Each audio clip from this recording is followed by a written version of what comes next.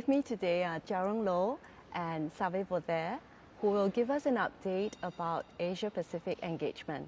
Welcome, gentlemen. Rong, let's start with you. The APAC Regional Office recently just celebrated its 4th anniversary in August this year. What are some of the key achievements that you're proud of? Thank you, Liana. There are 3 areas. The first is that we've built the Asia-Pacific Regional Office in terms of its capabilities. So today we have ICANN's key functions brought closer to the region. And we have now 11 of ICANN's key functions that's based out of the Singapore office. The second area is really about community participation. So in our 4th anniversary special report, in it highlights the various areas and the stakeholder organizations and advisory committees in which the Asia-Pacific community members are a part of. I'm very proud to say that today our community is involved in all of ICANN's SO and ACs. This is one area that I'm extremely proud of. A third area is in terms of working with the technical community to contribute to the stability, security and resiliency of the internet. We do this by working with various hosts to install the ICANN-operated root server instances throughout the region, and also to conduct various capacity building workshops to help to strengthen the network operators' operations in terms of the DNS. So these are 3 areas I'm very proud of. Save, what about the Oceania region? What do you count as key achievements for you? Yeah, just adding on from what Rong has said, when we look at the participation in the advisory committee in ICANN, we're very happy to say that in the Pacific and Oceania region, we have 100% representation for the government advisory committees. So that in itself is a big achievement, in that now all the governments in the Pacific do receive communique and communications from the GAC Secretariat. Another area that we've been able to work well within the region is to promote the hosting of root server instances. So there's about, from the 27 countries, territories in the region, there's about over 40 instances of root servers, and that's including the L root that Rong was talking about. So that plus, in terms of stakeholder engagement, we've also been happy to get participation from the at-large structures. So, many of them came through the fellowship program, and it was great that they went back home and they created their own little at-large structures, and they are now fully engaged in ICANN. Rong, have you encountered any major obstacles or challenges? Definitely. The first actually is that, as you would know and everybody listening would know, that half of the world's internet users come from our Asia-Pacific region.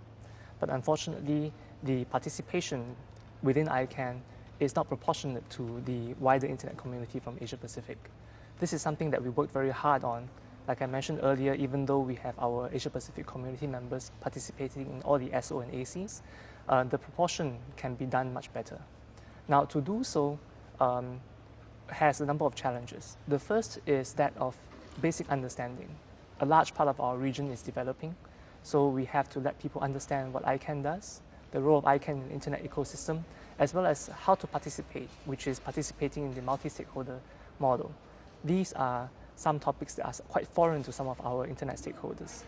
A second area in terms of a challenge really is about language and culture, because we have a very diverse community. Most of them don't speak English as a first language. So being able to participate using English is a challenge. And the third part related to this is the cultural aspect, because as Asians, we tend to be more reserved and we don't speak up in a public forum. So we have to work very hard to try to facilitate ways for our community to practice, to be able to speak up. So these are some challenges that we've encountered. Save, your region has many underserved territories as infrastructure is still underdeveloped. What other challenges do you face in your work? That's correct, Liana, because I can echo everything that Rong has just said. But when you look at the Pacific Ocean and you have little territories that are dispersed around this big Pacific Ocean, and I think it's a challenge in its own to reach those communities. So yeah, definitely the access to ICANN. You know, when they think about, when we talk to them about ICANN and how they can participate in ICANN, and one of the things that comes to mind is, you know, how can they get funded to come? So I think we're trying to address that through fellowships, but then still a big number of them, you know, can't have access. So we're trying to address that by going into the regions and speaking to them on one-on-one basis, or, you know, sharing with them about ICANN. I'd say that it is.